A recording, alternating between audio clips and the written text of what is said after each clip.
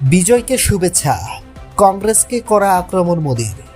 তামিলনাড়ুর নতুন মুখ্যমন্ত্রী থালাপতি বিজয়কে অভিনন্দন জানিয়েছেন ভারতের প্রধানমন্ত্রী নরেন্দ্র মোদী।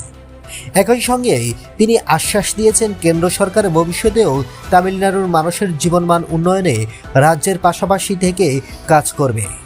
রোববার ভারতীয় সংবাদ মাধ্যমের এনডিটিভির এক প্রতিবেদনে এ তথ্য জানানো হয়। তবে থালাপতি বিজয়কে শুভেচ্ছা জানানোর পাশাপাশি কংগ্রেসকে তীব্র ভাষায় আক্রমণ করেন মোদী। দীর্ঘদিনের মিত্র ডিএমকের সঙ্গে সম্পর্ক ছিন্ন করায় কংগ্রেসকে তিনি পেছন থেকে ছুরি মারা এবং পরজীবী রাজনৈতিক দল বলে কটাক্ষ করেন।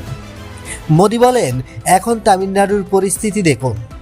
গত 25 থেকে 30 বছর ধরে কংগ্রেসের সঙ্গে ডিএমকের ঘনিষ্ঠ সম্পর্ক ছিল।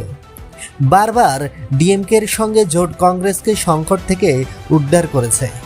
তিনি আরো বলেন, 2014 সালের আগে কংগ্রেস যে এক দশক কেন্দ্রের সরকার পরিচালনা করেছে তা অনেকাংশে ডিএমকের সমর্থনের কারণেই সম্ভব হয়েছিল। কিন্তু রাজনৈতিক বাস্তবতা বদলাতেই কংগ্রেস সেই ডিএমকের সঙ্গেই বিশ্বাসঘাতকতা করেছে, যা দীর্ঘদিন ধরে তাদের শক্তি জুগিয়েছে। বন্ধুরা, নিত্য নতুন খবরাখবর সবার আগে পেতে আমাদের ইউটিউব চ্যানেলটি সাবস্ক্রাইব করে পাশে থাকা বেল আইকনটি অন করে দেওয়ার অনুরোধ রইল।